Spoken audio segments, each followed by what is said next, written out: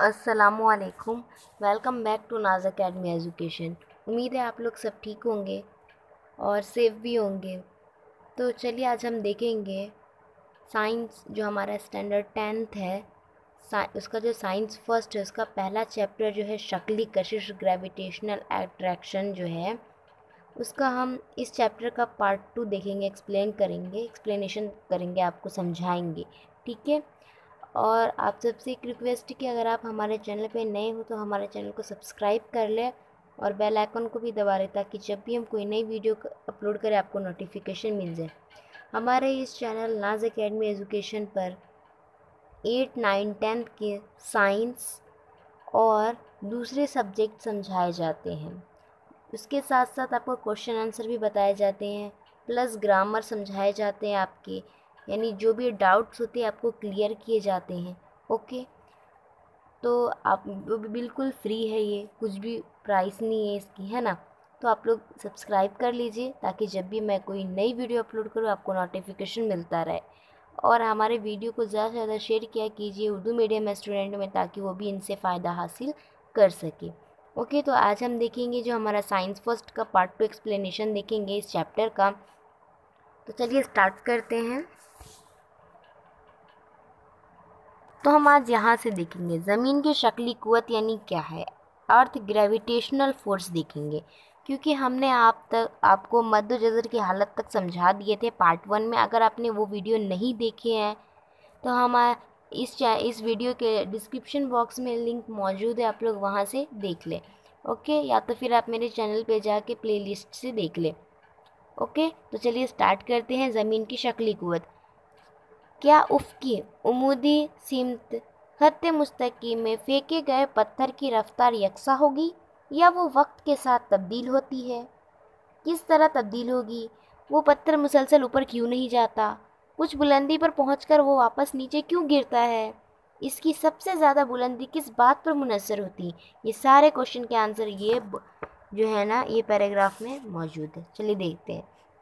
क्या होता है कि जो ज़मीन है, यानी ये जो ज़मीन है अपने करीब की तमाम अशिया को शक्ली कुव्वत के ज़रिए खींच लेती है, अपनी जानिब कशिश करती है। और ज़मीन का जो मरकज़ी कमियात है उसके मरकज़ में यानी बीच में मौजूद होता है, तभी वो यानी जो ऊपर जाने वाली हर चीज़ को खींच लेती है, बीच में मौजूद होता है उसकी शक्ली कुव्वत। ओके। इसीलिए किसी भी शे पर ज़मीन की शक्ली कुव्वत ज़मीन के मरकज़ की सिमत होती है, लिहाजा उस कुव्वत से उफ़ की उमूद सिमत सीधे नीचे गिरती है। देखिए यहाँ पर बीच में मौजूद होती, इसीलिए जब कोई भी शे ऊपर जाता है तो सीधे नीचे आ जाती है, खींच लेती है। ओके। तो यही चीज़ आपको समझाया गया है कि जब कोई भी चीज़ ऊपर जाती है तो इसकी ज़मीन की जो शक्ली कुव्वत है उसकी जो कुव्वत है वो ज़मीन के मरकज़े में मौजूद है, यानी यहाँ पर बीच में। इसीलिए कोई भी शे ऊपर जाते ही डायरेक्ट नीचे गिरती है। क्यों? उफ़ के साथ, यानी एकदम सीधी में गिरती है, ना कि आड़े तिरछी इस तरह नहीं गिरती ना, डायरेक्ट सीधी गिरती है। वही चीज़ आपको बताया है। इस तरह हम जब किसी पत्थर को उफ़ के उमूदी सिमत सीधे ऊपर फेंकते हैं तब ये कुव्वत उसे नीचे की जानिब कशिश करती है और उसकी रफ्तार कम होती है। यानी जब पत्थर को हम ऊपर फेंकेंगे तो क्या होगा कि पत्थर ऊपर जाते जाते एक वक्त आएगा कि वो पत्थर की रफ्तार ना सिफर हो जाएगी और वो फिर नीचे आने लगेगी। जब वो नीचे आएगी ना तो उसकी रफ्तार कम हो जाती है, कम करती है ना। और मुसलसल अमल करने वाली उस कुव्वत की वजह से कुछ वक्फे के बाद रफ्तार सिफर हो जाती है। इसलिए इसी कुव्वत के नतीजे में पत्थर नीचे ज़मीन के मरकज़ की जानिब आने लगता है। जैसे कि मैंने बताया कि मान लीजिए आप ना एक यहाँ पर खड़े होकर एक पत्थर ऊपर फेंक रहे हो, ये पत्थर ऊपर जाएगा धीरे धीरे। हाँ, ये पत्थर ऊपर जाएगा, एक वक्त आएगा कि कुछ बुलंदी पे जाएगा, उससे ज़्यादा, लेकिन उसकी रफ्तार क्या होगी? कम हो जाएगी, ऊपर जाते हुए सिफर हो जाएगी, फिर वो नीचे की जानिब आने लगेगा।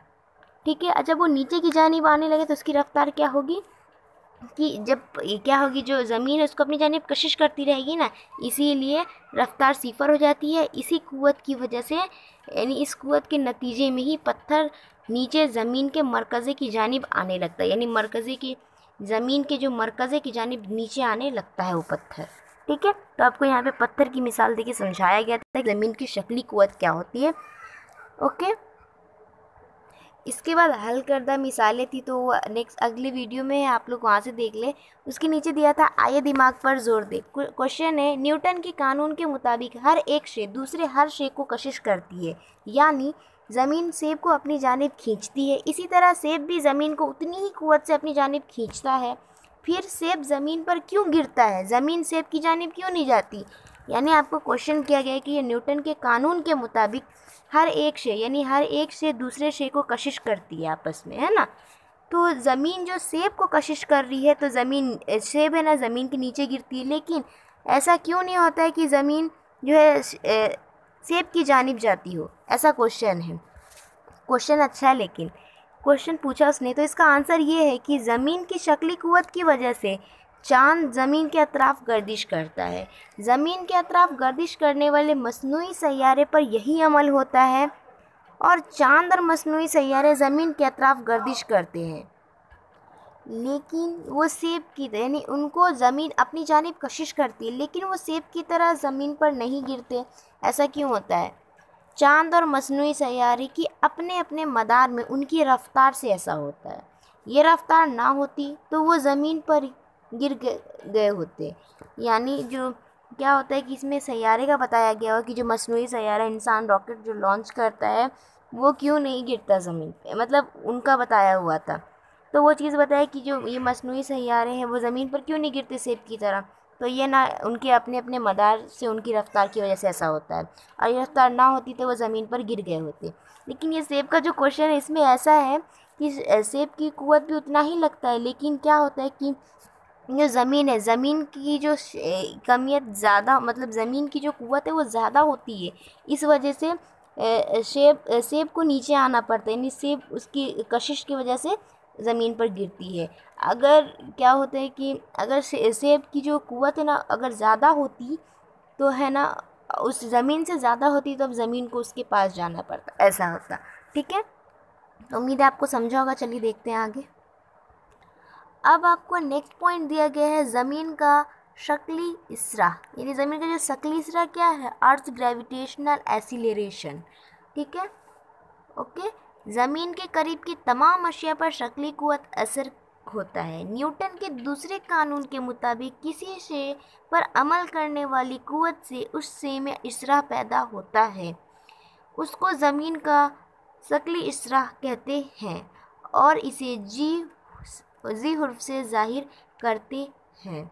इसरा एक सिमती मिकदार है। ज़मीन के शक्ली इसरा की सिमत शक्ली कुव्वत की तरह ज़मीन के मरकज़ की जानिब यानी उफ़ की उमूदी सिमत होती है। यानी जो ज़मीन के करीब तमाम अशिया पर शक्ली कुव्वत का असर होता है ना, ज़मीन के करीब जो भी है। न्यूटन का जो दूसरा कानून है उसके मुताबिक किसी शे पर अमल करने वाली जो कुव्वत है उस शे में इसरा पैदा होता है, और उसको ज़मीन का शक्ली इसरा कहते हैं, यानी उसी को ज़मीन का शक्ली इसरा कहते हैं, और उसे ना जी हुर्फ से ज़ाहिर किया जाता है करते हैं। और इसरा क्या है, एक सिमती मिकदार है, और ज़मीन के शक्ली इसरा की सिमत और शक्ली कुव्वत की तरह ज़मीन के मरकज़ की जानिब यानी उफ़ की उमूदी सिमत होती है। समझा ना?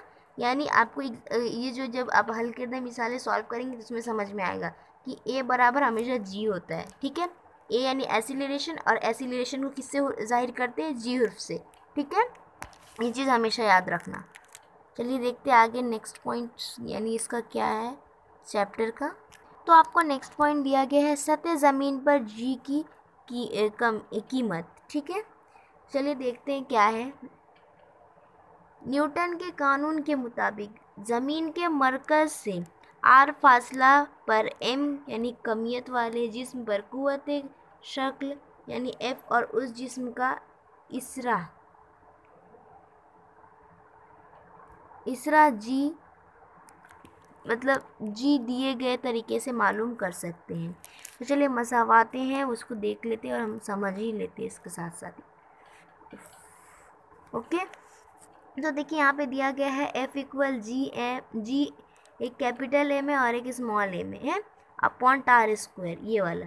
ठीक है, और यहाँ पे F की जो कीमत है वो एम जी दिया गया है। ठीक है, बोला गया है M ये ज़मीन की कमियत है और मसावत 3 और 4 से है, तो यहाँ पे F की जगह mg ले लिया गया है, और GMM जो M तो उसकी है ज़मीन की कमियत है, और R² का R²। और फिर छठा पांचवा मसावात ये है कि G = GM/R²।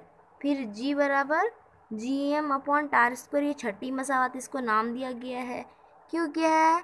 अगर सतह ज़मीन पर वाक़ई हो तो R बराबर यानी R इक्वल कैपिटल R होगा, ज़मीन का निस्फ कुत्र, ठीक है। और इसीलिए सतह ज़मीन पर G की कीमत ज़ेल के मुताबिक होगी, यानी G की कीमत इस तरह होगी, यानी G बराबर GM/R²। क्यों? ये कैपिटल R इसलिए दिया गया क्योंकि हम ज़मीन का देख रहे, इसीलिए R² आएगा। ओके। और एक और चीज़ यहाँ पे आपको बताई गई है, एसआई निज़ाम में G की इकाई क्या है? एसआई निज़ाम में G की इकाई है मीटर पर सेकंड स्क्वायर। ज़मीन की कमियत कितनी है? ये है ज़मीन की ये कमियत है, कितना है? 6 × 10⁻²৪ होना भी चाहिए इतना, है ना। कम दिख रहा है, देखने में कम दिख रहा है, उसको करके देखो कितना निकलेगा वो। और उसका निस्फ कुत्र कितना है? 6.4 × 10⁻6 मीटर, ठीक है। देखिए इसकी ज़मीन के का जो कमियत है वो कितना है? 6 × 10⁻24 kg है। ओके। और इसका निस्फ कुत्र कितना है ज़मीन का? 6.4 × 10⁻6 मीटर है। ओके, याद रखना। तो उसके बाद हम अब ये सॉल्यूशन कर लेते हैं। जी अपनी जगह पे जी रहेगा। अब ये जो जी है, जी की कमियत हमने पिछली वीडियो में बताए थे आपको कि जी की जो कीमत है वो है 6.67 ज़रब 10⁻−11, ठीक है। ज़रब का ज़रब आ जाएगा, और इसका ये जो m किसका है? ये जो m बताया गया वो ज़मीन की कमियत है। तो ज़मीन की कमियत कितना है? 6 × 10⁻24 है ना। और r कितना है? यानी निस्फ कुत्र का स्क्वायर। और यहाँ पे जो R² है वो कितना है?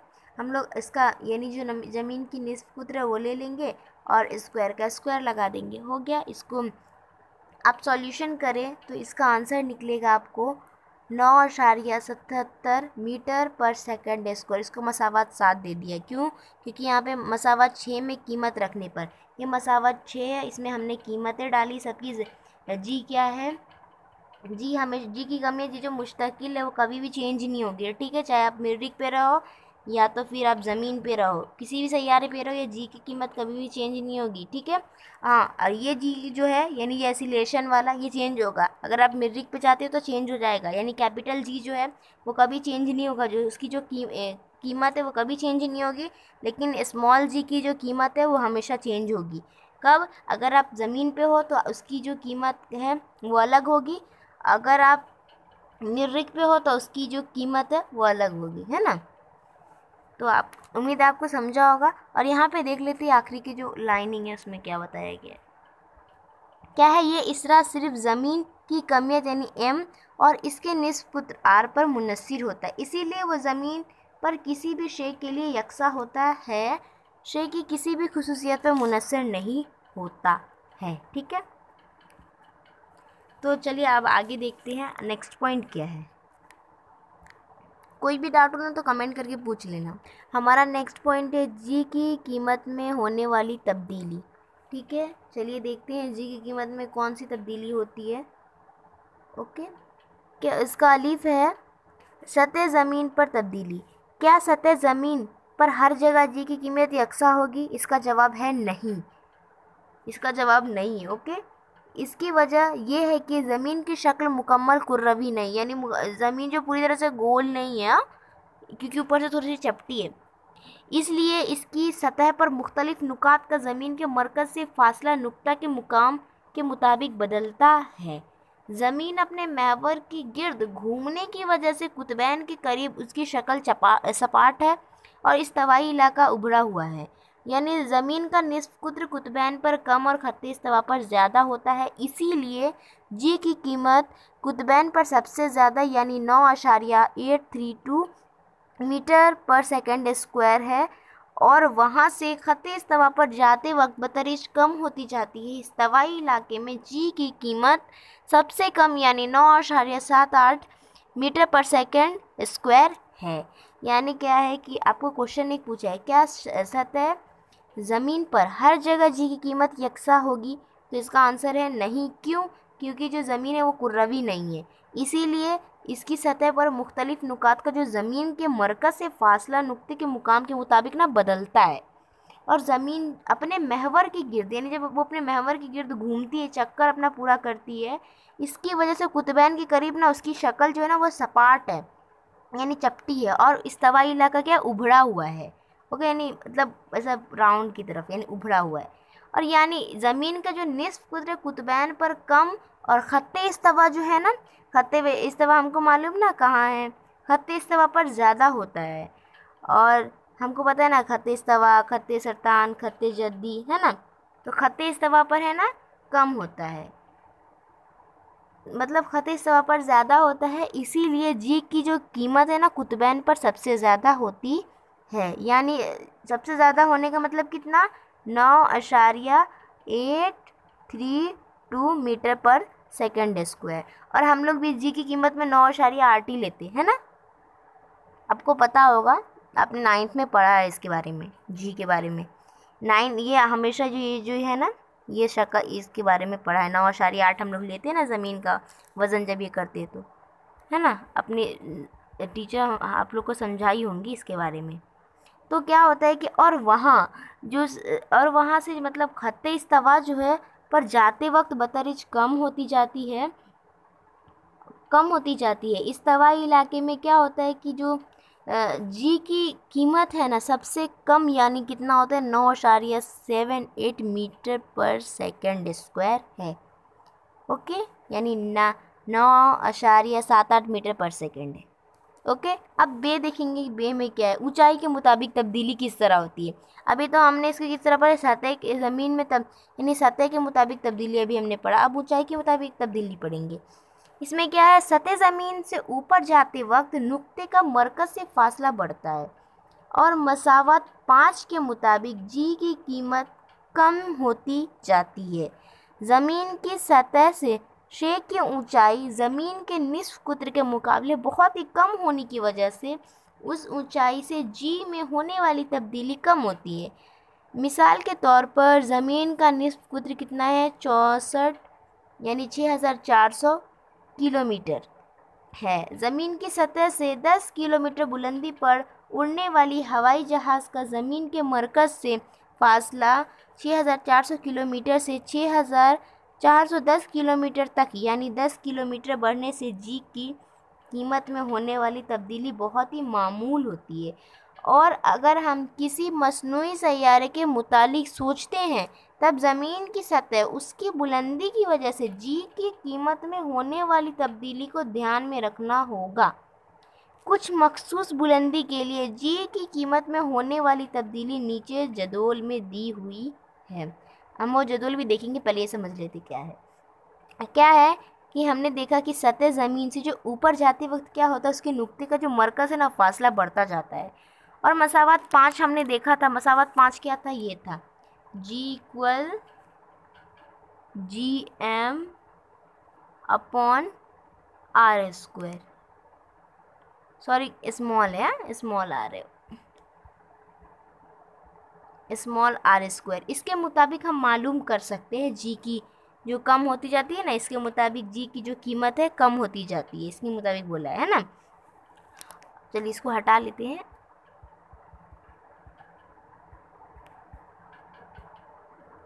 ओके, तो अब क्या बोल रहा है कि ज़मीन की जो सतह से शे की ऊंचाई ज़मीन के निस्फ कुत्र के मुकाबले बहुत कम होने की वजह से उसकी ऊंचाई से जी में होने वाली तब्दीली कम होती है। मिसाल के तौर पे आपको बोला गया है कि ज़मीन का निस्फ कुत्र कितना है, तो 6400 किलोमीटर है। ज़मीन की सतह से 10 किलोमीटर बुलंदी पे जो हवाई जहाज़ उड़ते हैं, उनका है ना ज़मीन के मरकज़ से फासला कितना होता है, 6400 किलोमीटर से 6410 किलोमीटर तक, यानी 10 किलोमीटर बढ़ने से जी की कीमत में तब्दीली बहुत ही मामूल होती है। और अगर हम किसी मसनूई सैयारे के मुतालिक सोचते हैं, तब ज़मीन की सतह से उसकी बुलंदी की वजह से जी में जो होने वाली तब्दीली है ना उसको ध्यान में रखना होगा। तभी हम समझ पाएंगे जो ये रॉकेट मसनूई सैयारा बनाते हैं उसको लॉन्च करने के लिए, ठीक है। और बोला गया है कुछ सैयारे क्या बोला है, जो कुछ मखसूस बुलंदी के लिए जी की जो कीमत में होने वाली तब्दीली नीचे जदोल में दी गई है। चलिए वो जदोल देख लेते हैं। चलिए देखिए, मुकाम दिया गया सबसे पहले आपको, उसके बाद दिया गया सतह ज़मीन से ऊंचाई यानी किलोमीटर, और जी यानी मीटर पर सेकंड स्क्वायर। ओके, चलिए देख लेते हैं। क्या है, सतह ज़मीन का हिस्सा यानी औसत कितना है, 0। रुकिए, इसको हटा देती हूँ तब बराबर दिखेगा 0। उसके बाद उसका कितना है, ये जो है जी कितना है, 9.81। ओके, उसके बाद माउंट एवरेस्ट। हाँ, माउंट एवरेस्ट की ऊंचाई कितनी है, 8,800 ऐसा कुछ है, लेकिन यहाँ पे बोला गया 2 ये हुर्फ लेते हैं ना हम लोग, तो कितना है, सतह ज़मीन से ऊंचाई कितनी है माउंट एवरेस्ट की है, तो 8.8 बताया गया यहाँ पे। तो और उसकी जी कितना है, 9.8। देखिए किस तरह तब्दील हो रहा है। उसके बाद बोला गया है इंसान की तैयार करदा गुब्बारे से हासिल की गई सबसे ज़्यादा बुलंदी कितनी है। आपको हॉट एयर बलून मालूम होगा ना, जिसमें बैठ के हम लोग सवारी करते हैं, ऊपर उड़ते हैं ना हॉट एयर बलून, उसी की ऊंचाई बोला है सबसे ज़्यादा बुलंदी इतना ही है इसकी, 36.6, और इसका जी कितना है, 9.77 यानी 77। ओके, उसके बाद एक खलाई जहाज़ का मदार, तो इसकी सतह ज़मीन से ऊंचाई है 400, और जी कितना है, जी मीटर पर सेकंड स्क्वायर, इसका है 8.7। और मौसलिती सैटेलाइट यानी मसनूई सैयारे का जो मदार है वो कितना है, 35,700 है सतह ज़मीन से ऊंचाई। मौसलिती जो सैटेलाइट है मसनूई सैयारे का मदार 35,700, और इसकी जी कितना है, 0.225। ओके, तो हमने देख लिया ऊंचाई के मुताबिक जी की कीमत में होने वाली तब्दीली, ठीक है। अब चलिए देखते हैं नेक्स्ट पॉइंट। देखिए, अभी हमने अब तक देखा कि सतह ज़मीन पर तब्दीली किस तरह होती है, उसके बाद दिखाया गया हमने जाना कि ऊंचाई के मुताबिक तब्दीली किस तरह होती है। अब देखेंगे गहराई के मुताबिक तब्दीली किस तरह होती है। ज़मीन के अंदर गहराई में जाते वक्त भी जी की कीमत तब्दील होती रहती है। अगर मसावत 5 में आर की कीमत बतरिज कम की जाए तो जी की कीमत बढ़नी चाहिए, लेकिन शे ज़मीन के मरकज़ की जानिब जाने की वजह से जिस्म पर अमल करने वाली शक्ली क़ुव्वत का ज़मीनी हिस्सा भी कम होता है, यानी मसावत 5 में इस्तेमाल होने वाली जो एम की कीमत भी बदलती है। उनके एक साथ असर से ज़मीन के अंदर गहराई में जाते वक्त गहराई के मुताबिक जी की कीमत भी कम होती जाती है। चलिए अब समझते हैं इसको। क्या है कि ज़मीन के अंदर गहराई में जब जाते हैं ना, तो उस वक्त जो ये जी है ना, इसकी कीमत तब्दील होती रहती है, ठीक है। अगर मसावत 5 में जो बोला है कि आर की कीमत बतरिज कम की जाए तो जी की कीमत बढ़नी चाहिए, लेकिन श्रेय जो है ना ज़मीन के मरकज़ की जानिब जाने की वजह से जिस्म पर अमल करने वाली जो शक्ली क़ुव्वत है ना, उसका ज़मीनी हिस्सा भी कम होता है। यानी मसावत जो 5 हमने देखा है, क्या देखा था, g equal G M capital G और capital M upon small r square, है ना, ये देखा था ना, यही है ना, हमने मसावत 5 में यही देखा था। तो बोला है उन मसावत 5 में इस्तेमाल होने वाली जो एम की कीमत भी बदलती है। इनके साथ ही यानी जो असर है ज़मीन के अंदर गहराई में जाते वक्त का, गहराई के मुताबिक भी जी की कीमत कम होती जाती है, ठीक है। यानी गहराई में जब जाएंगे ना तो जो जी की कीमत है वो कम होती जाती है। चलिए देखते हैं नेक्स्ट पॉइंट आगे क्या है इसके बारे में। उसके आगे का ही कंटिन्यू हुई है। हर एक सैयारा सैयारची की कमियत और निस्फ कुद्र अलग अलग होती है, मुताबिक हर एक की सतह पर जी की कीमत भी मुख्तलिफ होती है। चाँद की क़ुव्वत शक्ल ज़मीन की क़ुव्वत शक्ल का 1 यानी 6 गुना होता है, यानी 1/6 गुना होती है। इसीलिए मखसूस क़ुव्वत का इस्तेमाल करके चाँद पर ज़मीन के मुकाबले 6 गुना ज़्यादा ऊंची छलांग लगा सकते हैं। यानी देखिए, हम सब ये सब जानते हैं कि जो हर एक सैयारा का अलग अलग जी होता है, यानी अलग अलग उसकी कमियाँ आते हैं ना, और सैयारची की जो कमियाँ आती है और उसका निस्फ कुद्र ना हमेशा अलग होता है। हर चीज़ से हमारा ज़मीन का अलग है, मरीख का अलग है, चाँद का अलग है, सबका अलग अलग है। और मसावत 6 में हमने देखा था क्या देखा था, g equal GM upon R square, यही देखा था ना, ये फॉर्मूला मतलब बताया गया था। इसके मुताबिक क्या है, हर एक की सतह जी की कीमत जो है भी मुख्तलिफ होती है, यानी जी की कीमत मुख्तलिफ हुई होती है ना, अलग ही होगी। जिस तरह मैंने बताया कि ज़मीन का अलग होता है, चांद का अलग होता है, मरीख का अलग होता है, यानी दूसरे से सबका अलग अलग होता है। उसी तरह क्या बोला है कि जो ज़मीन की क़ुव्वत शक्ल है ना, उसका 1/6 गुना यानी 1/6 गुना होती है। इसीलिए मखसूस यानी जो चांद का है ना, ज़मीन से वह 1/6 गुना ज़्यादा होता है। इसीलिए मखसूस क़ुव्वत का इस्तेमाल करके चांद पर ज़मीन के मुकाबले 6 गुना ज़्यादा ऊंची छलांग लगा सकते हैं। इसके आम मिसाल समझाऊँ ना तो इस तरह देखिए, यानी इस तरह यानी किस तरह, देखिए अगर मान लीजिए किसी शख्स का ना ज़मीन पर वज़न ना 120 न्यूटन है, ठीक है, तो उसका ना इस पे क्या बोलते कि देखा जाए तो उसका चांद पे कितना वज़न होगा, तो उसको ना आप क्या करो 6 से तकसीम कर दो, आंसर आ जाएगा 6 का 1, 6 दूनी 12 और सिफर का सिफर, कितना हुआ 20 न्यूटन। यानी कितना, कैसे समझेगा हमको कि ज़मीन चांद पर जितना यानी वज़न होगा ना, उसका 6 गुना ज़मीन पर होगा। यानी अगर किसी शख्स का है ना चांद पर जो वज़न बता रहा है वो 20 बता रहा है, तो आपका जो ज़मीन पर होगा ना वो वज़न 120 होगा, क्योंकि 6 गुना होता है ज़मीन पर। ओके, और एक और चीज़ ध्यान में रखनी है कि वज़न हमेशा बदलता है, कमियत कभी नहीं बदलती है। वज़न अगर आप चांद पे जाते हो तो आपकी वज़न जो है तब्दील हो जाएगी, मरीख पे जाओ तो आपकी वज़न तब्दील होगी, बाकी दूसरे सैयारे पर भी आप जाइए तो आपका वज़न तब्दील होगा। लेकिन जो कमियत अगर आपको बता रहा है आपका 360 मतलब 360, ऐसा मिसाली तौर पे ले लेते हैं, अगर 360 है तो ये 360 जो आप उस शख्स का जो कमियत है तो वो कभी बदलेगा नहीं, यानी कमियत कभी चेंज नहीं होगी, वो हमेशा मुस्तकिल ही रहेगा उस इंसान का, चाहे वो ज़मीन हो, मरीख हो या फिर चांद हो। ओके, अब आपका नेक्स्ट पॉइंट है कमियत और वज़न यानी मास एंड वेट। अभी मास और वेट क्या है वो देखेंगे, है ना। तो कमियत क्या है कि किसी भी शे की कमियत उसमें मौजूद मादे की मिकदार होती है। ऐसा ही निज़ाम में इसकी इकाई किलोग्राम है। कमियत गैर सिमती मिकदार है, एक ही शे की कमियत हर जगह यकसा होती है, किसी दूसरे सैयारे पर भी उसकी कमियत तब्दील नहीं होती। न्यूटन के पहले कानून के मुताबिक कमियत शे की जमूद के मिकदार की पैमाइश है, यानी कमियत जितनी ज़्यादा होगी जमूद भी उतना ही ज़्यादा होगा। और वज़न क्या है, पहले हम लोग कमियत समझ लेते हैं फिर वज़न समझेंगे। ओके, देखिए आपको बोला कि इस पैराग्राफ में ज़्यादा कुछ नहीं बताया, बस इतना बोल रहा है कि किसी भी शे की जो कमियत है ना उसमें मौजूद मादे की मिकदार होती है, बस इतना समझिए। ओके, और एसआई निज़ाम में इसकी इकाई कितना है, किलोग्राम। ये आपको ऑब्जेक्टिव क्वेश्चन में पूछ सकता है कि एसआई निज़ाम में कमियत की इकाई क्या है, तो आप लोग लिखेंगे किलोग्राम है।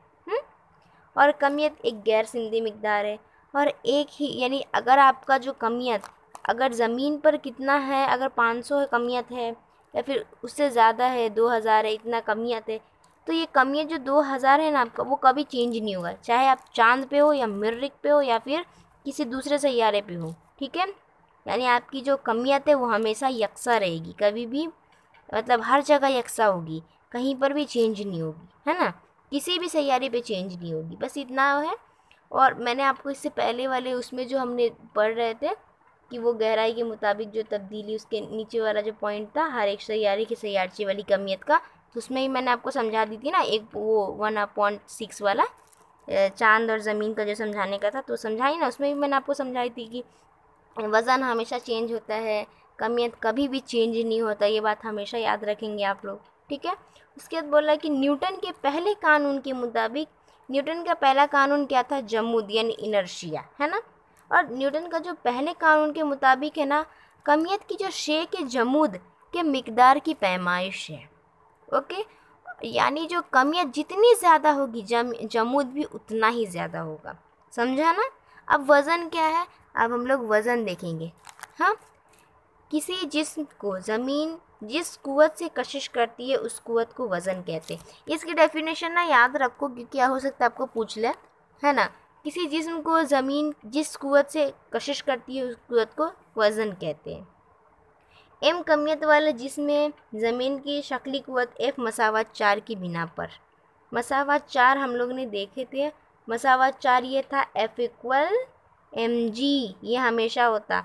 अब F इक्वल mg इस तरह है ना, F इक्वल ये वाला mg आएगा, कैपिटल M और ये वाला g, ठीक है, ये इस तरह है। और वेट अगर हमको यानी वज़न हमको मालूम करनी है तो W इक्वल F के बराबर हमेशा W होता है, ठीक है। यहाँ पे वही चीज़ आपको समझाई गई है, देख लो, है ना, W के बराबर F दिखाया गया और F के बराबर mg है ना।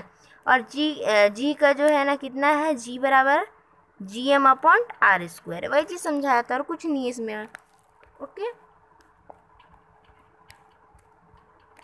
और बोला गया है उसके नीचे, बोला गया आपको कि वज़न एक कुव्वत होने की वजह से एसआई निज़ाम में इसकी इकाई न्यूटन है। हाँ, और वज़न की इकाई ना न्यूटन, हाँ कभी भी लगाना नहीं भूलना, ठीक है, क्योंकि सर आइजैक न्यूटन ने शक्ली कुव्वत की ये की थी, बताया था, उन्होंने दरियाफ्त किए थे, और इसीलिए मतलब जो इसकी है ना वज़न की इकाई को न्यूटन कहते हैं। हमेशा याद रखना है आपको, हाँ। और क्या है, इस तरह वज़न की जो कुव्वत होने की वजह से सिमती मिक़दार है, और इस कुव्वत की सिमत ज़मीन के मरकज़ की जानिब होती है, और जी की कीमत हर जगह यकसा नहीं होती। यानी मैंने आपको बोली ना जी, यानी जी की कीमत ना हर जगह यकसा नहीं होती। आपको कहीं पे 9.8 होगा, यानी ए बराबर और जी एक ही होता, तो 9.8 होगा, कहीं पे कुछ भी होगा, अलग ही होगा, चेंजिंग होगा, है ना, जी की कीमत अलग होगी। इसलिए कि शे का वज़न भी मुकाम के मुताबिक बदलता है, यानी जी की कीमत इसलिए अलग होगी, हर जगह बदलेगी। क्यों? क्योंकि वज़न जो है ज़मीन, यानी वज़न है ना किसके मुकाम के मुताबिक ना बदलता है, लेकिन इसकी कमियत हर जगह यकसा होती है। वही चीज़ आपको फिर समझाया गया है ना। चलिए देखते हैं आगे क्या है नेक्स्ट पॉइंट आपका। अब आपको ना ये ग्रीन बॉक्स में समझाया गया कुछ वज़न के बाद ये पॉइंट दिया था, मतलब ये ग्रीन बॉक्स दिया था, तो ये समझते क्या है। आम बोलचाल में हम वज़न अल्फाज का इस्तेमाल वज़न और कमियत दोनों मायनों में करते हैं, और किसी शे की पैमाइश वज़न केजी में यानी कमियत की इकाई में करते हैं। लेकिन जब हम इरफान का वज़न 75 केजी है ऐसी साइंसी ज़बान में कहते हैं, तब हमारी मुराद इरफान की कमियत है। 75 केजी वाले जिस्म पर जितनी शक्ली कुव्वत अमल करती है उतना इरफान का वज़न है, ऐसा हम आखज़ करते हैं। इरफान की कमियत यानी 75 केजी होने से ज़मीन पर उसका वज़न कितना होगा, 735 न्यूटन होगा। क्यों? क्योंकि 75 ज़रब 9.8 से हम इसको ज़रब करेंगे तो इतना निकलेगा। अभी और समझते हैं इसको अच्छे से। होता है 1 केजी कमियत का वज़न यानी 9.8 न्यूटन होता है। हमारी वज़न की पैमाइश करने वाले आलात को हम कमियत ही बताते हैं। दुकानों में मौजूद मज़ावी बाजू वाला तराजू दोनों सुनों का और दो कमियतों का मवाजना करते हैं। देखिए, अब हम आम बोलचाल में वज़न का लफ्ज़ जो है ना इस्तेमाल जो करते हैं, वो वज़न और कमियत दोनों मायनों में हम लोग करते हैं ना। अगर आप लोग किसी शे की पैमाइश वज़न तो केजी में यानी किसी इकाई में करते हो, देखो आप तराजू में देखे होंगे, अगर आप 1 किलो आलू लाने जाते हो तो कितना होता है, 1000 ग्राम होता है, उसका 1 केजी हुआ, है ना, 1000 ग्राम यानी 1 केजी हुआ, समझा ना। तो उसी तरह बोला है कि 1 केजी की इकाई में करते हैं। लेकिन जब हमने इरफान का वज़न 75 केजी है ऐसा साइंसी ज़बान में कहते हैं, तब हमारी जो मुराद इरफान की कमियत है, यानी ये जो है ना 75 की, अगर कोई इंसान बोले मेरा वज़न ना इतना है, कितना है, मैं 35 है, हम लोग वज़न बोलते हैं, लेकिन असल में वो क्या होता है, वो हमारी कमियत होती है ना। और हम इसका वज़न किस तरह मालूम करेंगे, आपको पता है जी की कमियत कितना है, 9.8 है ज़मीन का, है ना, 9.8। तो आप 335 को 9.8 से ज़रब कर दीजिए, तो और इस 9.8 से जब ज़रब करेंगे तो जो आपका आंसर आएगा ना वो आपका वज़न होगा, क्योंकि F इक्वल mg होता है हमेशा, ओके। और जैसे कि यहाँ पे बताया है कि एक कमियत का वज़न कितना होता है, 1 ज़रब 9.8 से करेंगे तो कितना होगा, 9.8 ही होता है। यानी हमारे वज़न की पैमाइश करने वाला आलात को हम कमियत ही बताते हैं, यानी जो असल में हम लोग चेक करते हैं। मैंने वैसे ही मिसाल उधर बहुत बड़ी बता दी थी वो तो, लेकिन फिर भी हम लोग जानते हैं ना कितना वज़न होता है ना, फिर भी इंसान का होता है। तो क्या होता है कि मॉडल होगा होता है ऐसा, तो मैंने इसे यहाँ पे बताई कि अगर हम लोग मान लीजिए आप लोग अभी 10th स्टैंडर्ड में पढ़ते हो, तो अगर मान लो कि आपका वज़न कितना है 45 है यानी 45 kg है, तो हम लोग क्या बोलते हैं, किसी ने पूछा ए तेरा वज़न कितना है, तो हम लोग बोलते हैं ना मेरा 45 है, ऐसा बोलते हैं ना। तो आप 45 को क्या करो, आप उसको ना 9.8 से पहले आप ना उसको ज़र्ब करो। अब इनको जब दोनों को ज़र्ब हो जाएगा यानी 45 ज़रब 9.8, इसको पहले ज़र्ब करो, फिर देखो आपका आंसर कितना आता है, वो आपका वज़न होता है, मेन वज़न वही होता है, ठीक है। यानी आप ऐसा जो आप जब वो वज़न की जो वो इस पे मशीन पे जो खड़े होकर देखते हो कितना है, तो 45 बताता, 60 बताता, 65 बताता, वो असल में कमियाँ तो होता है, ठीक है। आपको वज़न मालूम करना है तो 9.8 से आपको पहले तक इसको ज़र्ब कीजिए, तब आपका आंसर आएगा। वही चीज़ आपको इस ग्रीन बॉक्स में समझाया गया था, उसको मैंने आम ज़बान में समझा दी। ओके, उम्मीद है आपको समझा होगा। चलिए आगे देखते हैं नेक्स्ट पॉइंट क्या है। अब आपको एक बॉक्स दिया गया था पिंक कलर का, उसमें लिखा था क्या आप जानते हैं? नहीं जानते तो जान लेते हैं हम लोग, है ना। शक्ली लहरें क्या है यानी ग्रेविटेशनल वेव्स क्या है, अब जानते हैं हम लोग ये क्या है। बोलूँ एक तरह से ये जो साइंस फर्स्ट है आपका बहुत ही इंटरेस्टिंग है, आप लोग इसको एकदम ध्यान से पढ़ोगे ना, बहुत मज़ा आता है पढ़ने में। मुझे साइंस फर्स्ट पढ़ने में हमेशा बहुत मज़ा आता है। चलिए इसको देख लेते हैं, पिंक बॉक्स में क्या बताया गया आपको। कुछ ना कुछ मालूमात ही बताई गई होंगी, है ना। पानी में पत्थर फेंकते से उस पर लहरें तैयार होती है। अगर आप पानी में बाकायदा कभी भी एक पत्थर फेंक के देखो तो उसमें ना इस तरह की लहरें तैयार होंगी, इस तरह की लहरें ना तैयार होती है। हाँ देखना, हाँ ऐसा गोल गोल गोल में ऐसे ऐसे तैयार होती है, ऐसे ऐसे हटते जाती है, यानी इस तरह होते होते दूर होते जाती है ना, वो लहरें तैयार होती है। इस तरह आपने देखा होगा कि धागे के दोनों सिरे पकड़ कर हिलाने से उस पर भी लहरें पैदा होती है। हाँ, अब एक और चीज़ आपको यहाँ पे बोला गया है, वो क्या है कि मैं सारे इसको हटा लेती हूँ जो मैंने लिखी हूँ। देखिए, अगर आप धागे के दोनों सिरों को मान लीजिए कि आप धागा के कुछ मतलब जो हिस्सा है उसको तोड़ लीजिए, ठीक है। आप उसको क्या किए, दोनों तरफ से खींचे, ऐसा घर्र से आवाज़ आती है, वो भी एक लहरें ही है ना, आवाज़ भी एक लहर है ना, इतना तो हम जानते हैं। तो उसमें भी लहरें पैदा होती हैं। नूर भी एक किस्म की लहर है, यानी जो रोशनी भी वो भी एक किस्म की लहर है, उसको बरक़ी मिकनातीसी लहरें कहते हैं। गामा शुआएँ, एक्स शुआएँ यानी एक्सरे शुआएँ, बालानफशी शुआएँ यानी यूवीआर, ज़ेर शुष्क शुआएँ आईआरआर, माइक्रोवेव और रेडियो लहरें, ये सब बरक़ी मिकनातीस लहरों की मुख्तलिफ़ अक़साम है। यानी आपको मैंने बताया ना कि जैसे आवाज़ भी एक लहर है, हमने समझा है ना, तो उसी तरह हम जब धागा के दोनों सिरों को खींचते हैं ना तो उसमें एक आवाज़ पैदा होती है, वो भी एक लहर है। तो यहाँ पे कुछ क्या हो रहा है कि नूर भी एक किस्म की लहर है, यानी जो रोशनी है वो भी एक किस्म की लहर है। यहाँ पे बोला कि इसको बरक़ी मिकनातीसी लहर कहते हैं। और जैसे गामा शुआएँ हम लोग जानते हैं ना, अल्फ़ा बीटा गामा, तो गामा शुआएँ जो है, और एक्स शुआएँ यानी एक्स्ट्रा जो शुआएँ हैं, बालानफशी शुआएँ यानी यूवीआर है, ज़ेर शुष्क शुआएँ हैं आईआरआर यानी माइक्रोवेव, और रेडियो लहरें, ये सब बरक़ी मिकनातीसी लहरों की मुख्तलिफ़ अक़साम हैं। हाँ, जो फल्की अज़साम ये लहरें खारिज करते हैं और हम अपने मखसूस आलात की मदद से उन्हें हासिल करते हैं। कायनात के मुतालिक हमको तमाम मालूमात इन लहरों की वजह से हासिल होती है। आपको पता है कि जो फल्की अज़साम है ना, ये लहरें को खारिज करते हैं और हम अपने मखसूस आलात की मदद से, यानी जो हमारी आलातें हैं बहुत सारी, उनकी मदद से हम इन्हें हासिल कर लेते हैं और कायनात के मुतालिक हमको तमाम मालूमात इन लहरों की वजह से हासिल होती है। समझा। इसके बाद आपको बोला है यहाँ शक्ली लहरें बिल्कुल मुख्तलिफ़ किस्म की लहरें हैं, इनको खलाई मौसलाती लहरें कहा गया है। एकदम अलग, ये जो शक्ली लहरें बिल्कुल अलग होती है, बिल्कुल अलग किस्म की लहरें हैं ये, यानी किसी से ताल्लुक़ नहीं रखती है, बहुत ही अलग होती है। और इनको ना खलाई मौसलाती लहरें कहा जाता है, कहा गया है। और इनकी मौजूदगी के मुताबिक क्या है, आइंस्टाइन ने 1916 में पेशन गोई की थी, यानी जो अल्बर्ट आइंस्टाइन साइंटिस्ट हैं, उन्होंने 1916 में पेशन गोई यानी भविष्यवाणी की थी। उन्होंने ऐसा सोचा था, और सोच कर मतलब बताया था, भविष्यवाणी यानी पेशन गोई करते हैं, उसको भविष्यवाणी वही बोलते हैं।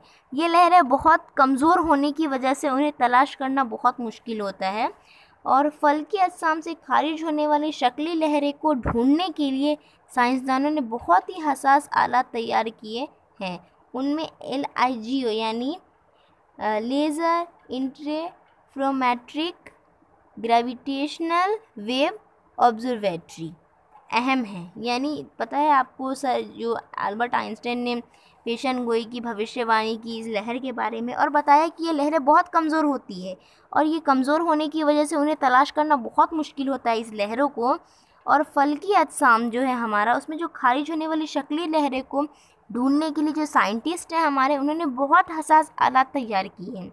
उनमें जो ये LIGO है, यानी जो बताया गया इनके नेम है laser interferometric gravitational wave observatory, ये बहुत ही अहम किरदार निभाता है। और साइंसदानों ने 2016 में आइंस्टाइन की पेशन गोई के मुकम्मल 100 साल बाद फल्की अजसाम से फल्की अजसाम से आने वाली शक्ली लहरों को दरियाफ्त किया। इस मालूमात में भारतीय साइंसदानों का नुमाया हिस्सा है। इसमें मतलब क्या है कि जो साइंसदानों ने बिल्कुल जो 2016 है, अब जो न्यूटन है, सर अल्बर्ट आइंस्टाइन, न्यूटन ही का नाम आता है बार बार इस चैप्टर में, है ना, लेकिन इसमें क्या बोला है कि आइंस्टाइन के बारे में बोला है ना, न्यूटन पर कि न्यूटन ही निकल रहा मुँह से। तो क्या है कि जो अल्बर्ट आइंस्टाइन है, उन्होंने 1916 में बताया था, है ना, इस पेशन गोई की थी बिल्कुल ठीक इसमें 2016 में, यानी उसके 100 साल बाद आइंस्टाइन की इस पेशन गोई को मुकम्मल 100 साल कंप्लीट हुए, है ना। उसके बाद यानी ये फल्की अजसाम से जो आने वाली शक्ली लहरों को साइंटिस्ट जो है हमारे वो दरियाफ्त कर दिए। ओके, और इस मालूमात में जो भारतीय साइंसदानों का नुमाया बहुत ही अहम हिस्सा है, और इस दरियाफ्त से कायनात की मालूमात हासिल करने का एक नया रास्ता खुल गया। यानी जो हमें कायनात है, हमारे यूनिवर्स है, उसकी जो मालूमात हासिल करने का एक नया रास्ता हमको मिल गया। ठीक है, चलिए आप देखते हैं, आपका नेक्स्ट पॉइंट है आज़ादाना हरकत, यानी फ्री फॉल क्या है। अब आपका नेक्स्ट पॉइंट है आज़ादाना हरकत, यानी फ्री फॉल क्या है। चलिए देखते हैं। अमल कीजिए बोला है। एक छोटा सा पत्थर लेकर हाथ में पकड़िए। चलिए पकड़ लीजिए जल्दी से। इसमें कौन कौन सी कुव्वतें अमल कर रही है। अब उस पत्थर को आहिस्ता आहिस्ता छोड़ दीजिए। आपने क्या महसूस किया। फिर पत्थर छोड़ने से उस पर किस कुव्वत ने अमल किया। चलिए देखते हैं किस कुव्वत ने अमल किया।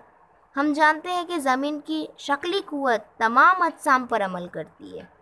क्या हुआ कि जब हम पत्थर को हाथ में पकड़े हुए थे तब भी उस पर कुव्वत अमल कर रही थी, लेकिन जब हमने उसके मुखालिफ सिमत में कुव्वत लगाकर उसको मुतवाज़न कर रहे थे और वो फिर पत्थर साकिन था, यानी साकिन हालत में था ना, जब उसको हम छोड़ेंगे तभी वो हरकत में आएगा ना। जब हमने हाथ से छोड़ दिया तब वो सिर्फ शक्ली कुव्वत ही अमल कर रही थी। इसके असर से पत्थर नीचे गिर गया, यानी शक्ली कुव्वत की वजह से ज़मीन अपनी जानिब खींच ली और पत्थर नीचे गिर गया, है ना। अगर कोई जिस्म सिर्फ शक्ली कुव्वत के असर से मुतहर्रिक हो तो उस हरकत को आज़ादाना हरकत कहते हैं।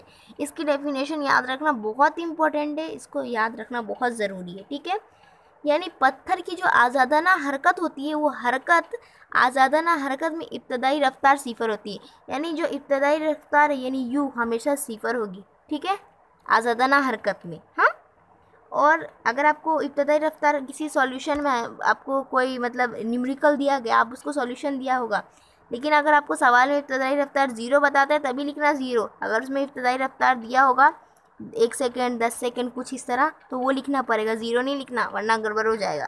ठीक है, तो आज़ादाना हरकत में इब्तदाई रफ्तार सिफर होती है और वक्त के मुताबिक ना शक्ली इसराह की वजह से बढ़ती है।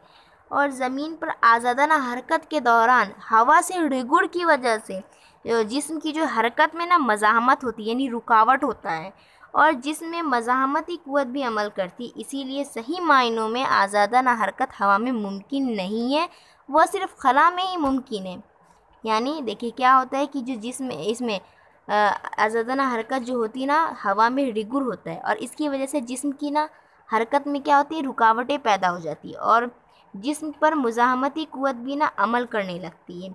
इसीलिए सही मायनों में आज़ादाना हरकत हवा में मुमकिन नहीं है और वो सिर्फ खला में ही मुमकिन है। ठीक है, उम्मीद है आपको समझा होगा ये पॉइंट। नहीं तो मैं एक बार एक्सप्लेन कर देती हूँ। क्या है कि हम जानते हैं कि जो ज़मीन की ना शक्ली कुव्वत तमाम अजसाम को अपनी जानिब खींचती है और अमल करती है ना। जब हम पत्थर को हाथ में पकड़े हुए थे तब उस पर भी कुव्वत अमल कर रही थी। जब हमने पत्थर को उसके मुखालिफ सिमत में कुव्वत लगाकर उसको मुतवाज़न कर रहे थे और वो पत्थर फिर क्या हुआ, साकिन हो गया, है ना।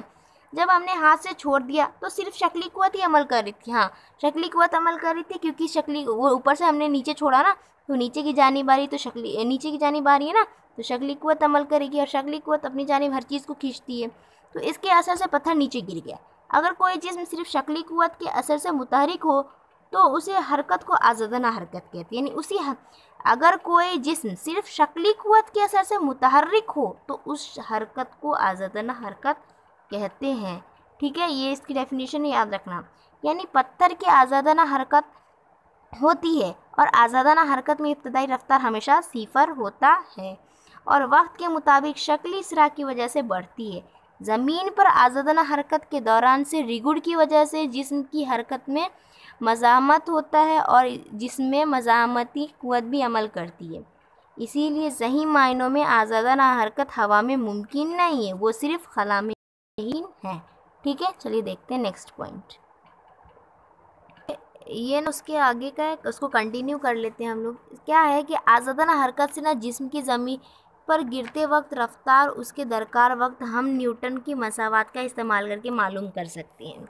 यानी न्यूटन की जो मसावात है, उन्होंने जो फार्मूला बताया उनके ज़रिए हम मालूम कर सकते हैं आज़ादाना हरकत जब से जो जिस्म पर गिरते वक्त, ये जो आज़ादाना हरकत होती है ना से जिस्म की ज़मीन पर गिरते वक्त की जो रफ्तार है, हम उसको न्यूटन की मसावात के मुताबिक हल कर सकते, मालूम कर सकते हैं।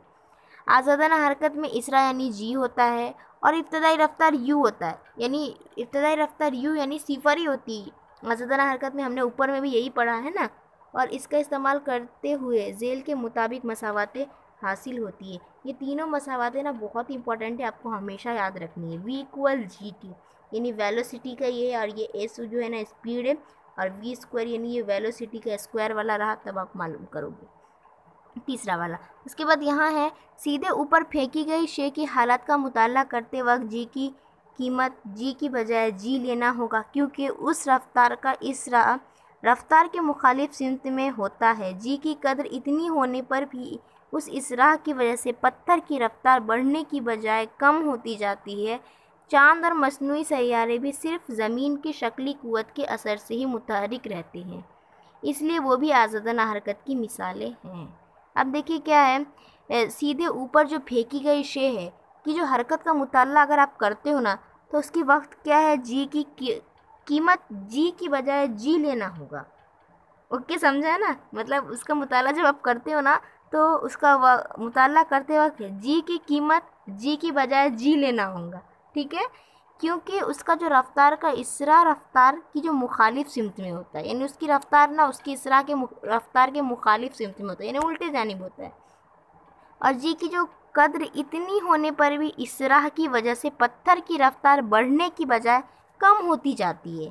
और चाँद और मसनूई सैयारा जो है, चाँद एक वाहिद सैयारा है ज़मीन का, है ना, और मसनूई सैयारा जो रॉकेट हम लॉन्च करते हैं, आर्टिफिशियल सैटेलाइट्स, ये भी है ना सिर्फ ज़मीन की शक्ली कुव्वत के असर से मुतहरिक रहते हैं।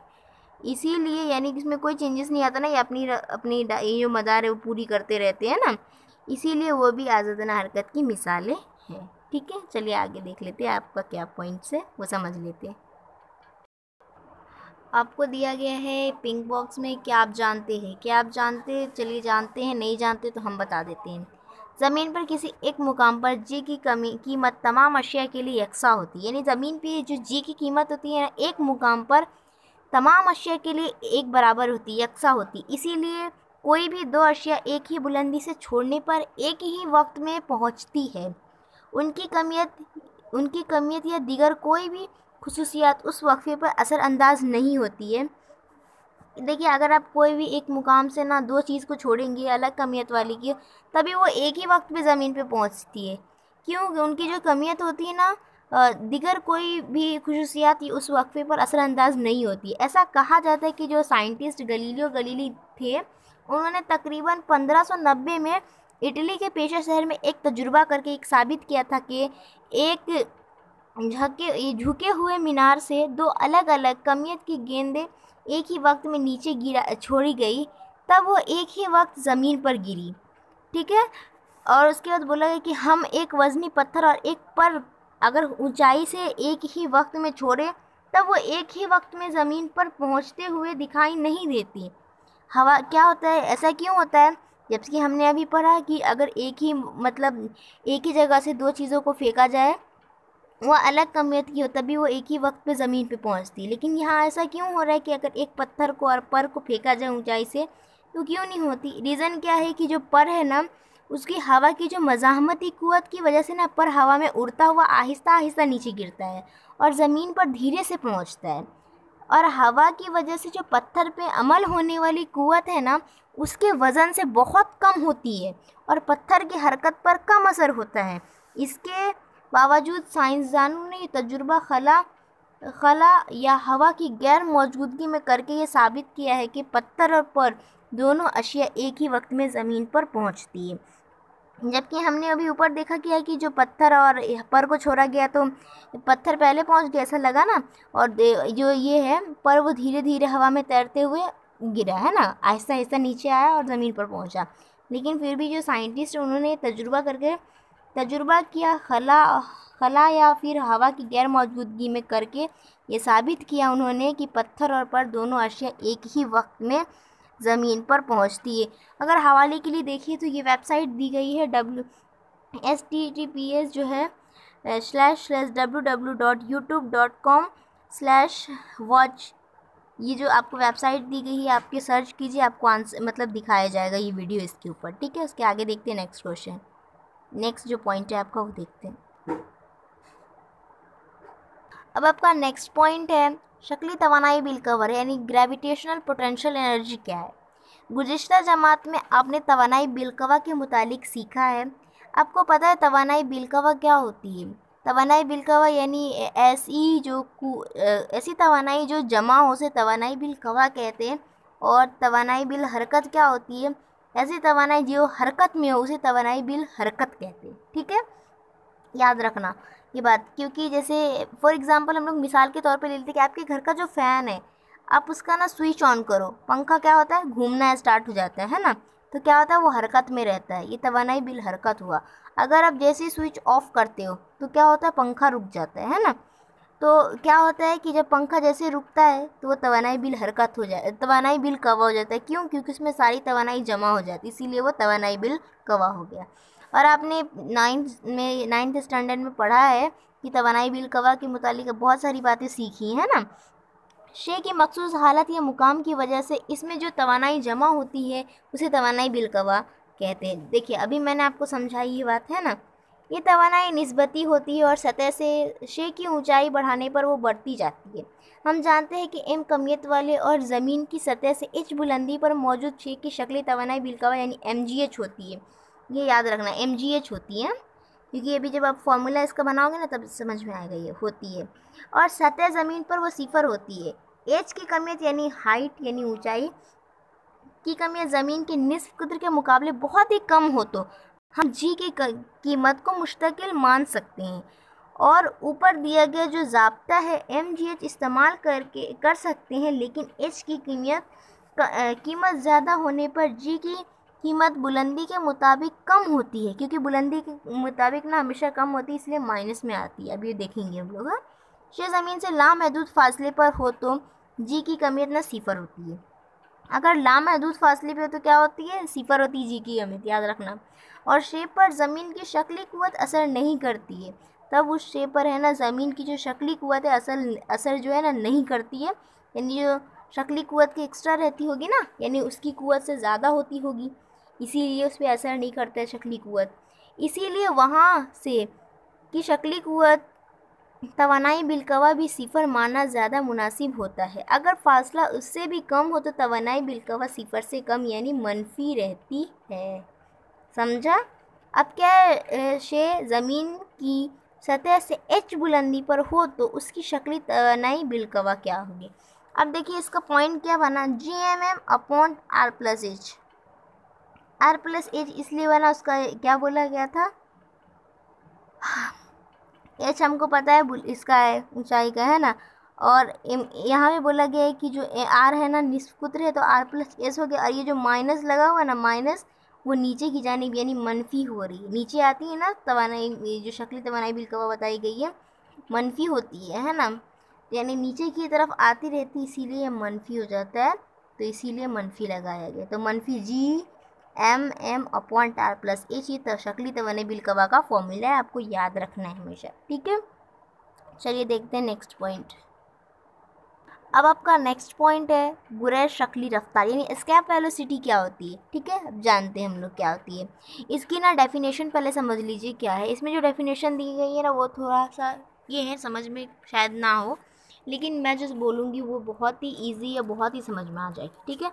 तो ये समझिए, देखिए क्या होता है कि जब जिस्म को सतह ज़मीन से उमूदन ऊपर की जानिब फेंका जाता है, तब जिस्म की इब्तदाई रफ्तार कम होती जाती है, जिसकी बिना पर वो ज़मीन की कुव्वते कशिश पर उमूद हासिल करके ज़मीन से लामहदूद फासले पर चला जाता है।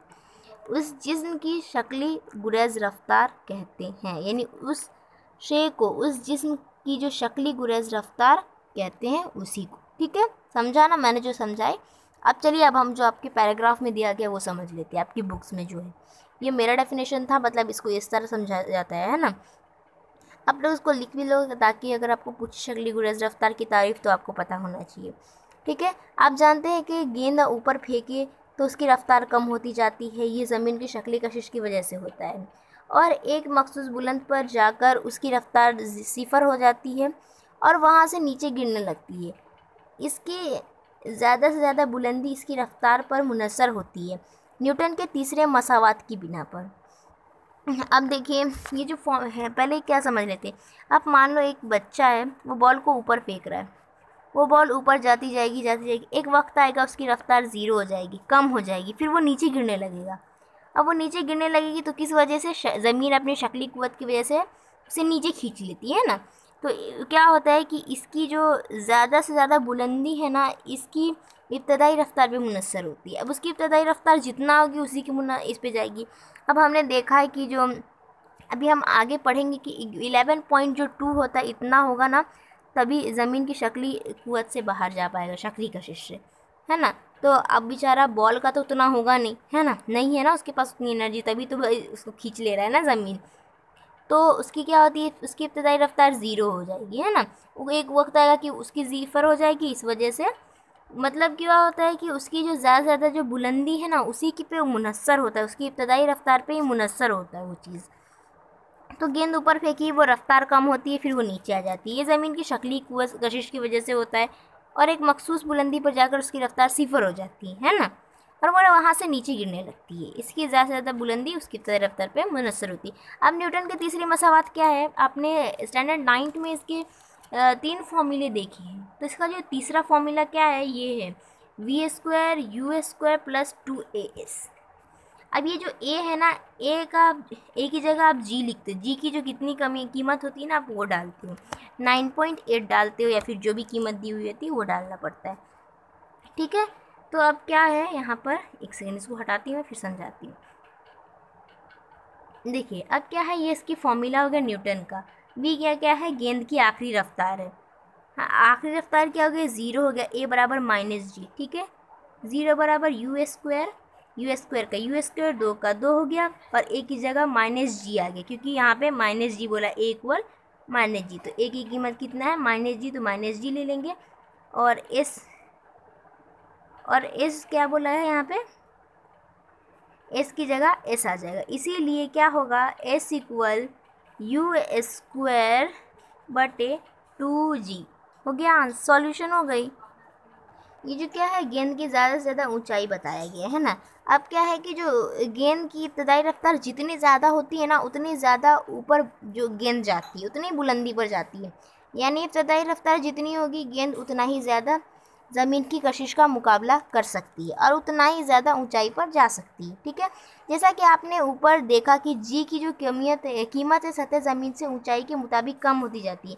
अब देखिए जी जो है माइनस में आ रही है, क्योंकि वो उसकी कम होते जा रही है, इसीलिए माइनस में दिया गया है। इसीलिए ऊंचाई पर जाने के बाद गेंद पर शक्ली कशिश कम होती है। हम गेंद की इब्तदाई रफ्तार बढ़ाते चले जाएं तो वो ज़्यादा से ज़्यादा ऊंचाई तक जाएगी, और एक मखसूस इब्तदाई रफ्तार ऐसी भी होगी कि उसकी रफ्तार से गेंद को ऊपर फेंकने पर गेंद ज़मीन की कुव्वत कशिश को मात दे के मात दे देगी और ज़मीन पर नहीं गिरेगी। यानी अब आपको क्या हुआ कि इसकी जो इब्तदाई रफ्तार को आप बढ़ाते चले जाए और बढ़ाए और बढ़ाए और बढ़ाए, तो एक वक्त आए कि वो ज़्यादा से ज़्यादा ऊंचाई तक जाएगी। और एक मखसूस इब्तदाई रफ्तार ऐसी भी होगी कि उस रफ्तार से गेंद को ऊपर फेंका जाए ना उतनी तेज़ी रफ्तार से, तो गेंद ऊपर जाएगी और ज़मीन की कुव्वत कशिश को मात दे देगी और ज़मीन पर नहीं गिरेगी, यानी उससे बाहर भी जा सकती है।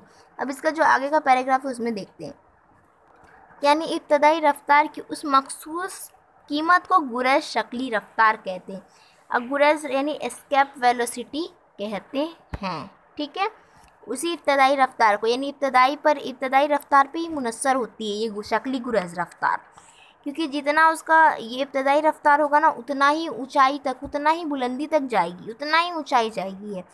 उसकी रफ्तार जितनी ज़्यादा होगी ना उतना ही ऊपर जाएगी, ऐसा है। क्योंकि उस रफ्तार में फेंकी हुई शे ज़मीन की शक्ली कुव्वत से आज़ाद, एक सेकेंड ना, इधर ढक गया तो दिख नहीं रहा, आज़ाद हो सकती है।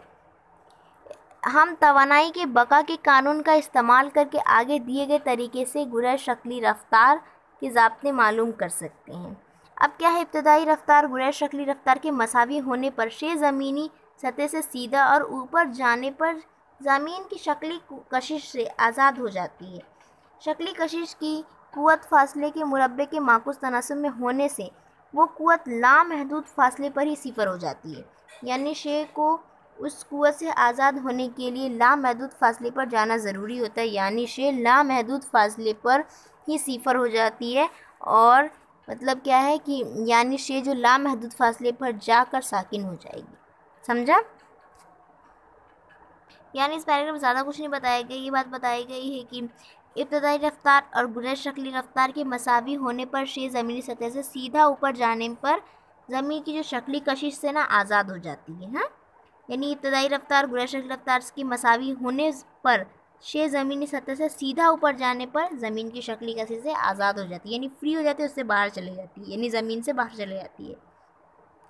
शक्ली कशिश की कुव्वत फासले के मुरब्बे के माकूस तनासुब में होने से वो कुव्वत लामहदूद फासले पर ही सिफर हो जाती है, यानी ज़ीरो, यानी सिफर हो जाती है ज़ीरो, और उससे भी कम हो तो मनफी हो जाती है ना। यानी शे को उस कुव्वत से आज़ाद होने के लिए लामहदूद फासले पर जाना ज़रूरी होता है, यानी शे लामहदूद फासले पर जाकर साकिन हो जाएगी। ठीक है, अब ये समझ लेते एम कमियत वाले जिस्म की कुल तवानाई। ठीक है, क्या है, सतह ज़मीन पर पहले देखेंगे। सतह ज़मीन पर क्या होता है, स्कालिफ है। देखिए, तवानाई बिल हरकत कितना है, 1/2 mv एस्केप वेलोसिटी। ओके, और तवानाई बिल कवा है, gmm अपॉन टार माइनस में। ठीक है, और उसके बाद क्या है, इसका E1 क्या हुआ, कुल तवानाई। अब कुल तवानाई हमको मालूम करनी है तो इन दोनों की जमा करनी होगी। तवानाई बिल हरकत जमा तवानाई बिल कवा, तो पूरा फॉर्मूला क्या बन जाएगा, ये पूरा ले लीजिए, 1/2 mv स्क्वायर माइनस में gmm अपॉन टार हो गया। और उसके बाद अब लामहदूद फासले पर देखेंगे तो लामहदूद फासले तवानाई बिल हरकत क्या हो जाती है, ज़ीरो हो जाती है। ठीक है, और तवानाई बिल कवा क्या हो जाती है, gmm अपॉन,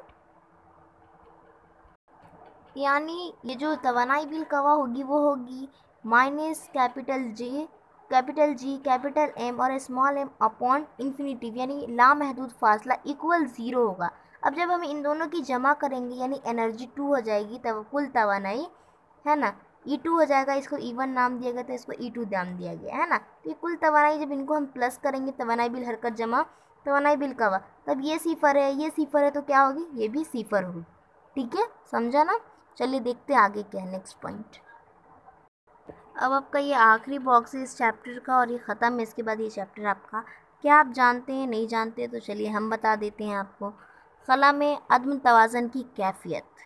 खलाई तैयारे के मुसाफिर और अशिया तैरती हुई दिखाई देती है, इसकी क्या वजह है। खलाई तैयारे में ज़मीन से ऊंचाई पर हो तब जी की कीमत सिफर नहीं होती। खलाई स्टेशन पर जी की कीमत सतह ज़मीन पर की कीमत के मुकाबले सिर्फ 11% कम होती है। इसीलिए खलाई तैयारे की बुलंदी बेवज़नी की वजह से नहीं है, बल्कि उनकी ये बेवज़नी की कैफियत उनके और खलाई जहाज़ की आज़ादाना हरकत की वजह से है।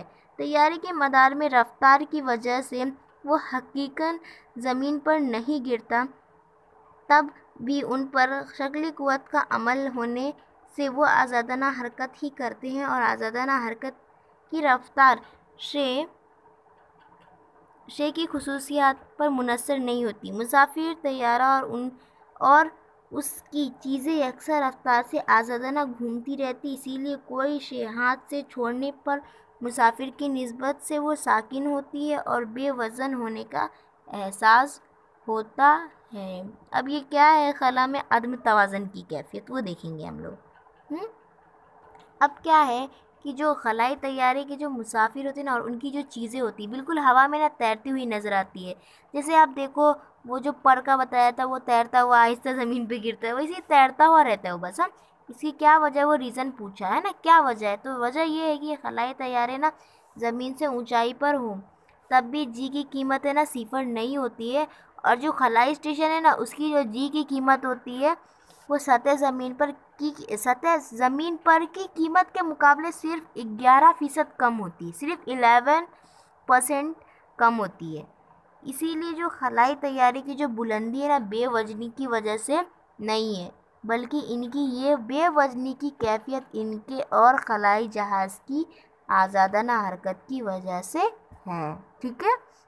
और तैयारे की मदार है ना रफ्तार की वजह से वो हकीकन ज़मीन पर नहीं गिरता है, तब भी उन पर शक्ली क़ुव्वत का ना अमल होने से वो आज़ाद हरकत ही करते हैं, यानी आज़ादाना ही हरकत करते हैं वो। और आज़ादाना हरकत की जो रफ्तार होती है ना, वो शे की खुसूसन पे मुनहसर नहीं होती है, यानी वो उसकी रफ्तार पे बिल्कुल भी खुसूसियत पे मुनहसर नहीं होती है वो चीज़।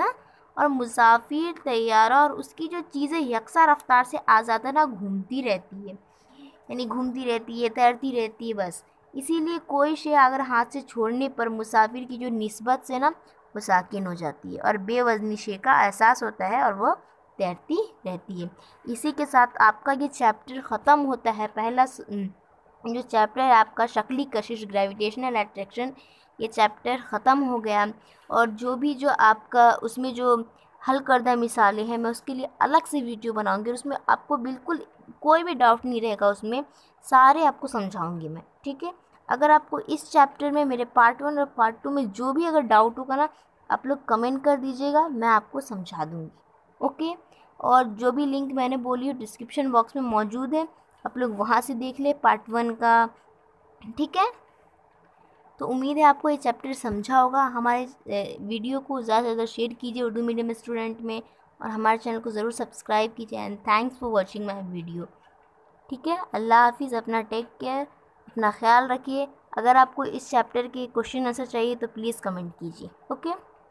अल्लाह हाफिज़। और ये जो हमारा एजुकेशन चैनल है नाज एकेडमी एजुकेशन, आपके लिए बहुत ही हेल्पफुल होगा, तो प्लीज़ मुझे सपोर्ट कीजिए और सब्सक्राइब कीजिए। ओके। और जिन बच्चों को इस चैनल के बारे में नहीं पता है उनको भी बताइए और उनको भी फ़ायदा हासिल कराइए, बिल्कुल फ्री है ये। ठीक है।